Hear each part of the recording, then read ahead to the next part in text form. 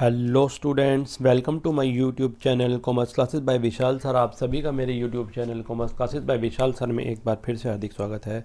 बच्चों, आज हम क्लास 12 सब्जेक्ट बिजनेस स्टडीज़ और इसमें भी हमारा चैप्टर 10 कह लीजिए या यूनिट 10 कह लीजिए, ये हमारी चल रही है फाइनेंशियल मार्केट, इसे हिंदी में वित्तीय बाजार कहते हैं। और इसमें आज हम बहुत ही इंपॉर्टेंट टॉपिक स्टॉक एक्सचेंज पढ़ेंगे। जैसे कि आप ध्यान से देख रहे हैं, ये एक बुल है और इसमें बहुत फुर्तीला और बहुत ही चुस्त दुरुस्त जानवर हो जाता है। इस तरह ये शेयर मार्केट बुल की तरह, जैसे बुल एकदम अटैक करता है भागकर, इस तरह ये भी बहुत तेज़ी से बढ़ती है। इसको उसको बुल और बियर मार्केट बोला जाता है। कई बार ये डाउन भी हो जाती है तो उसको बियर मार्केट भी बोला जाता है। ठीक है, तो स्टॉक एक्सचेंज के बारे में आज हम पढ़ेंगे। तो आज हम स्टार्ट करते हैं स्टॉक एक्सचेंज के बारे में। ध्यान से देखिए, स्टॉक एक्सचेंज क्या है। Stock exchange is an organised market where second hand securities are bought and sold. और इससे पहले मैं आपको कहूँगा कि इससे हमने कैपिटल मार्केट में दो मार्केट पढ़ी थी, प्राइमरी और सेकेंडरी मार्केट। सेकेंडरी मार्केट को ही स्टॉक एक्सचेंज बोला जाता है।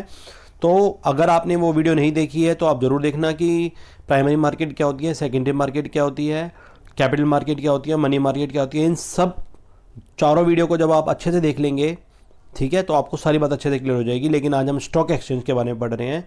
तो स्टॉक एक्सचेंज क्या है? स्टॉक एक्सचेंज एक ऑर्गेनाइज्ड मार्केट है जहां पर सेकेंड हैंड सिक्योरिटीज़ में जो ऑलरेडी इशूड हो चुकी हैं उन्हें बार बार खरीदा और बेचा जाता है।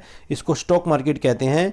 यहाँ बहुत ध्यान से देखिए, ये बना हुआ है बियर, भालू, और ये क्या बना हुआ है, दिस वन, इसकी बात कर रहे हैं। ये बना हुआ है बुल, तो इसको बुल एंड बियर मार्केट बोला जाता है। Bull and beer market, Hindi में तेजड़िया मंदड़िया मार्केट बोला जाता है, क्योंकि जो बुल होता है वो बहुत तेज़ होता है और बहुत तेज़ी से ये मार्केट इंक्रीज़ करती है, तो बुल का नाम लिया जाता है। और जब ये डाउन होती है एकदम, बुल, बियर जो होता है बहुत स्लो होता है, तो कई बार ये बहुत तेज़ी से ग्रोथ करती है, कई बार बहुत तेज़ी से डाउन जाती है। इसे बुल और बियर मार्केट भी बोला जाता है स्टॉक एक्सचेंज को। अब हम पढ़ रहे हैं स्टॉक एक्सचेंज के बारे में अभी। और ट्रेडिंग इन सिक्योरिटीज़, इसमें जो सिक्योरिटीज़ में ट्रेड किया जाता है, takes place inside the stock exchange के अंदर at a place known as trading ring. यहाँ पर जो सिक्योरिटीज़ का मतलब शेयर, डिबेंचर, प्रेफरेंस में जो डील किया जाता है, वो जो डील किया जाता है स्टॉक एक्सचेंज में के अंदर ही डील किया जाता है, उस जगह को हम ट्रेडिंग रिंग बोलते हैं। Only the members brokers are authorise to trade here. सिर्फ ब्रोकर्स ही इसमें आ सकते हैं, आम इंसान जो हम हम नहीं जा सकते इसमें।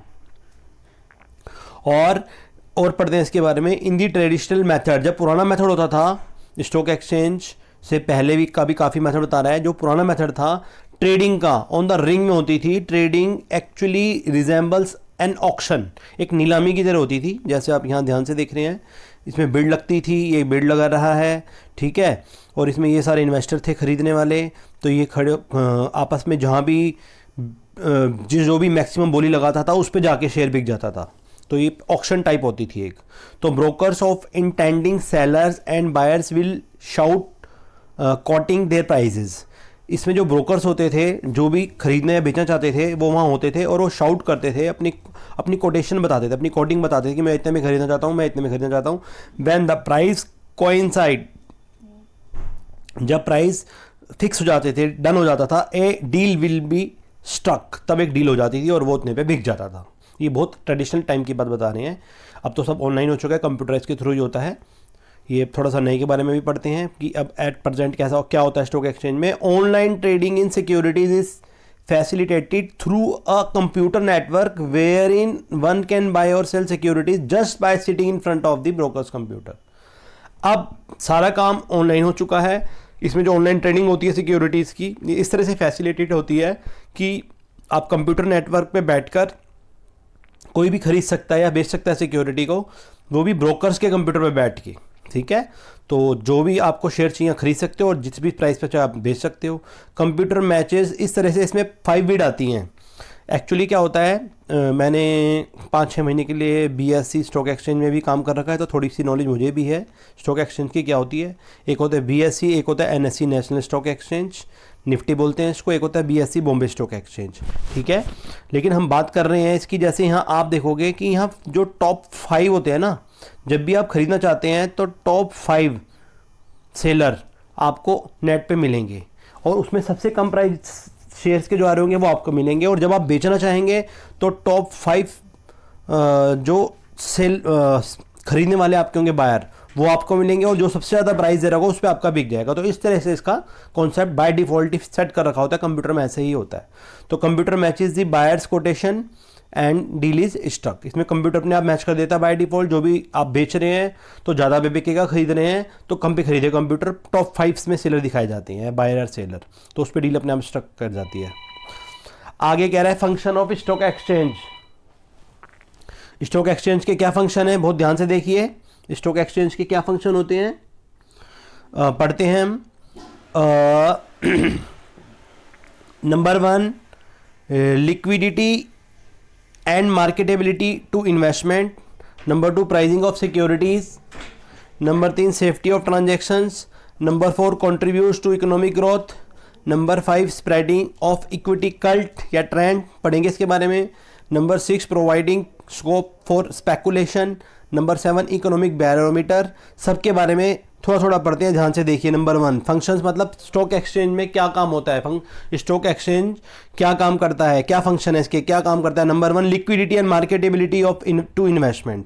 लिक्विडिटी का मतलब जब किसी भी चीज़ को हम कैश में कन्वर्ट कर सकें, और मार्केटेबिलिटी का मतलब जब हम उसको बेच सकें, मार्केटेबिलिटी टू इन्वेस्टमेंट। ये इन्वेस्टमेंट आप कभी भी लिक्विड फॉर्म में आप ट्रांसफ़र कर सकते हो, या फिर मार्केटेबिलिटी की फॉर्म में भी इसको कभी भी ला सकते हो। तो ये इसके बारे में आपको बता रहा है। Secondary market provides the a continuous market to the listed security so that the investor enjoy liquidity to their investment।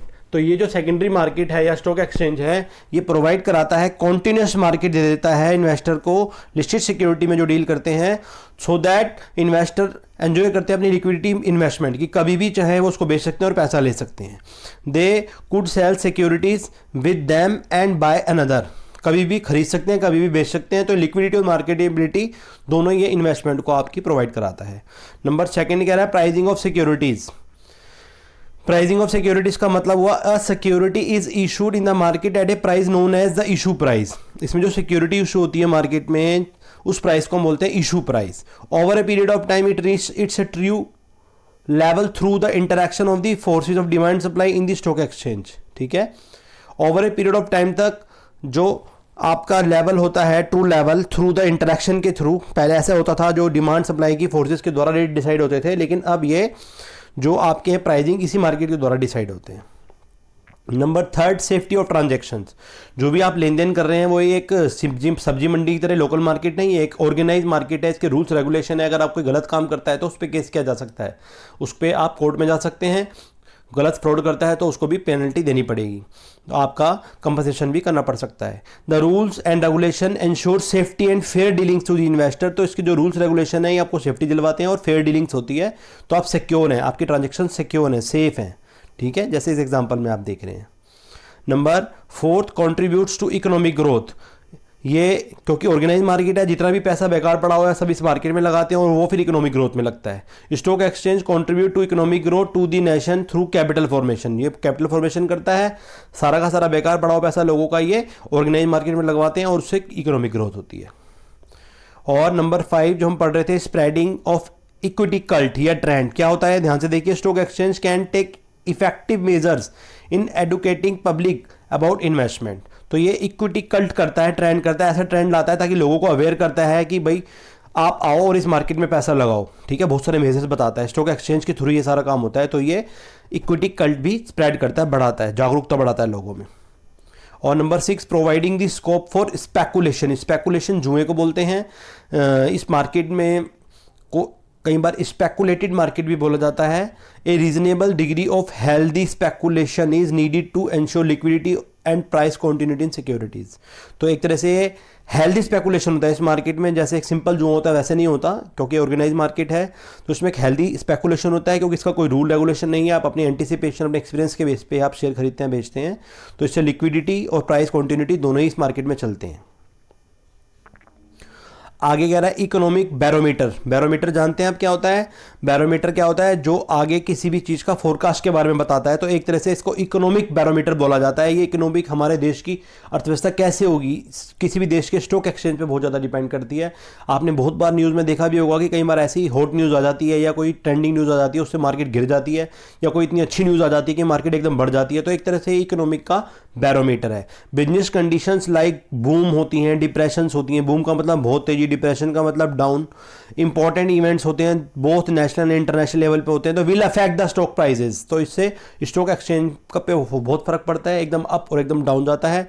जैसे कि इस एग्जांपल में आप देख रहे हैं, यहाँ बिल्कुल ही डाउन है, यहाँ बिल्कुल ही अप है, तो इसे इकोनॉमिक बैरोमीटर बोला जाता है। In this scene we can say that the stock exchange is an economic barometer. ठीक है, इंडिकेटर होता है किसी भी देश का।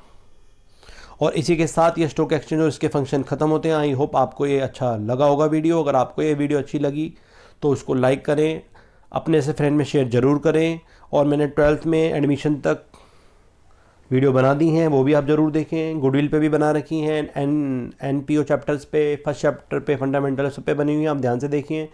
और आपके छोटे भाई बहनों के लिए मैंने 11th क्लास में भी यूनिट 4 तक और कैश बुक तक वीडियो बना दी हैं, उनको भी मोटिवेट करें इस वीडियो को देखने के लिए। मेरा मेन मोटो इस चैनल को बनाने का यही है कि जो भी नॉलेज मेरे पास है मैं आपसे शेयर कर सकूं, और ताकि वो मुझ तक सीमित ना रहे और आप उससे अपनी नॉलेज बढ़ाते रहें और अच्छे से कॉमर्स पढ़ते रहें। इसी के साथ आपका इस चैनल और वीडियो को देखने के लिए बहुत बहुत धन्यवाद।